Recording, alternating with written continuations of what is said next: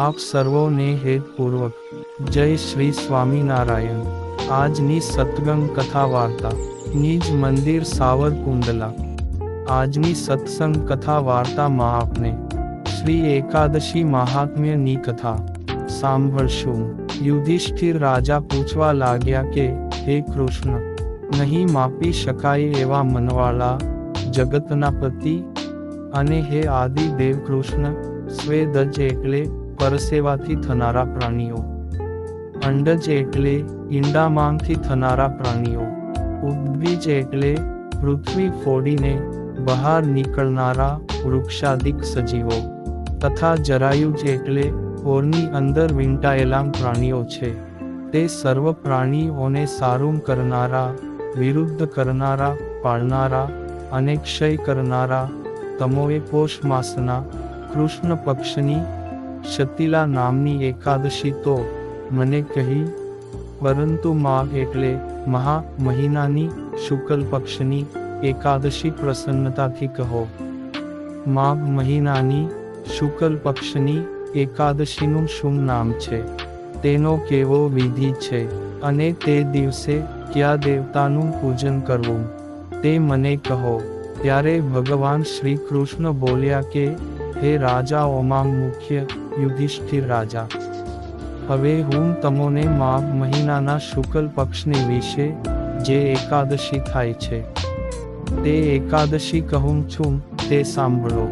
એ માઘ માસના શુક્લ પક્ષને વિશે પ્રખ્યાત, સર્વ પાપોને હરનારી, ઉત્તમ, પવિત્ર, પાપનો નાશ કરનારી, કામનાઓને પૂરનારી, મનુષ્યોને મોક્ષ દેનારી, બ્રહ્મ હત્યાને મટાડનારી ને પિશાચપણાને ટાળનારી જયા નામે પ્રખ્યાત એકાદશી છે. આ એકાદશીનું વ્રત કરવાથી નક્કી લોકો પ્રેતપણાને પામતા નથી, અર્થાત મોક્ષને પામે છે. આ એકાદશીથી કોઈ પણ એકાદશી અતિ શ્રેષ્ઠ, પાપને હરનાર અને મોક્ષને દેનાર નથી. આ જ કારણથી હે યુધિષ્ઠિર રાજા, આ એકાદશી મનુષ્યોએ પ્રયત્નથી કરવી.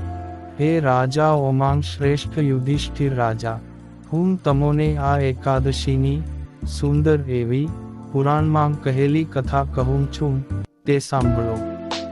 મેં આ એકાદશીનો મહિમા પદ્મ પુરાણની અંદર કહેલો છે. એક દહાડો સ્વર્ગ લોકની અંદર ઇન્દ્ર રાજ્ય કરતો હતો. તે મનોહર લોકને વિશે અમૃત પીવામાં પ્રીતિવાળા અને અપ્સરાઓના સમૂહે સેવેલા દેવો સુખ વડે વસતા હતા.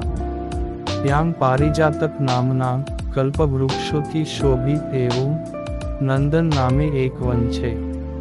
એ નંદન વનને વિશે સ્વર્ગવાસી દેવતાઓ અપ્સરાઓની સાથે રમે એટલે કે વિહાર કરે છે. ને એક દિવસે હે યુધિષ્ઠિર રાજા, પોતાની ઈચ્છાથી રમતા એટલે કે વિહાર કરતા એવા દેવોના રાજા ઇન્દ્ર આનંદ સાથે 50 કરોડ નાયિકાઓને નચાવતા હતા. તે વખતે ત્યાં ગંધર્વો ગાતા હતા. તે ગંધર્વોની અંદર પુષ્પદત્તક ને ચિત્રસેન નામના ગંધર્વો પણ હતા. તેમ ચિત્રસેન ગંધર્વની પુત્રી તથા ચિત્રસેન ગંધર્વની માલિની નામે પ્રસિદ્ધ સ્ત્રી પણ હતી.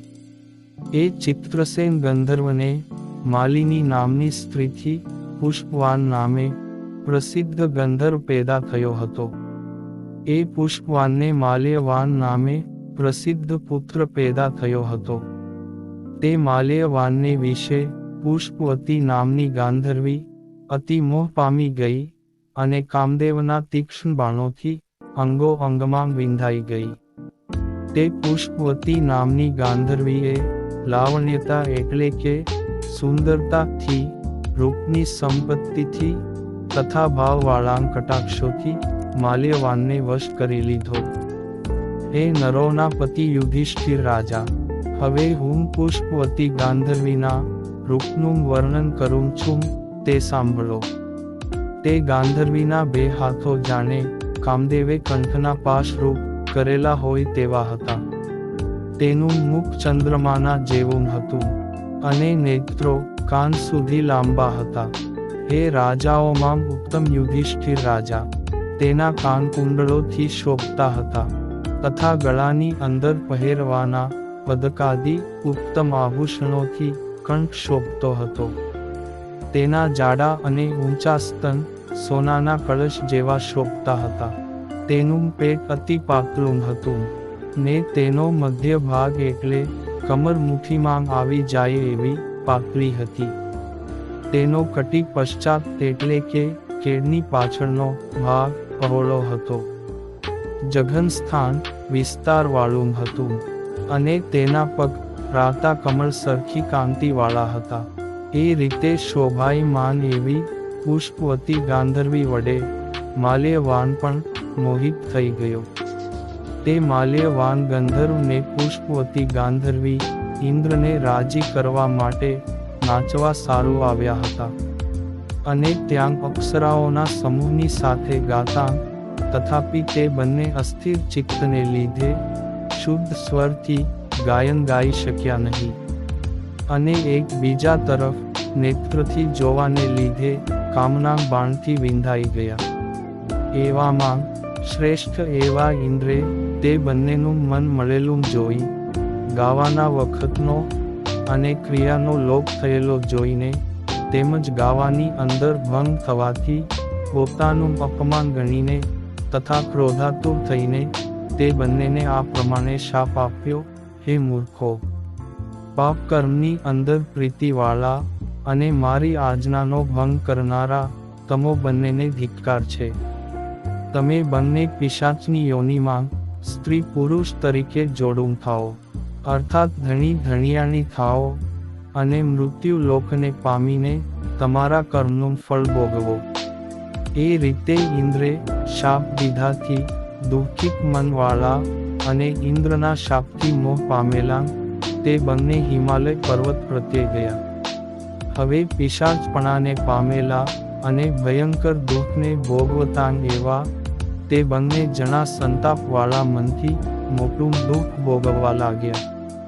ગંધર્વના દેહમાંથી પિશાચના દેહને પામવાને લીધે બળતરાથી પીડાતા એવા ને મોહ પામેલા તે બંને જણા ગંધ, રસ અને સ્પર્શને પણ જાણતા ન હતા. વળી નિદ્રાનું સુખ નાશ પામ્યું છે એવા કર્મને લીધે પીડા ભોગવતા ને પરસ્પર એકબીજાના શરીરને ખાતા એવા તે બંને પિશાચો પર્વતની ગુફામાં ફરતા હતા. તે બંને જણા બરફ પડવાને લીધે ટાઢથી પીડાયેલા, દાંતના કડકડિયાંગ બોલતા અને ઊભા થયેલા રૂંવાડાવાળા શરીરને ધારણ કરતા હતા. એ રીતે ટાઢથી પીડા પામતો તે પિશાચ પોતાની સ્ત્રી પિશાચણીને કહેવા લાગ્યો કે, અરે પિશાચણી, આપને બંને જણાને જે અતિ દુઃખ પ્રાપ્ત થયું છે, તે દુઃખ આપનારું આપને શું પાપ કર્યું છે કે જે પાપથી આપના પોતાના ખરાબ કરેલા કર્મે કરીને આપણને પિશાચપણું મળ્યું છે. આ નિંદિત એવા પિશાચપણાને ભયંકર નરક માનું છું. એટલા માટે સર્વ પ્રયત્નથી પાપ તો ન જ કરવું. એ રીતે ચિંતાતુર થયેલા તે બંને જણા દુઃખને લીધે દુબળા થઈ ગયા.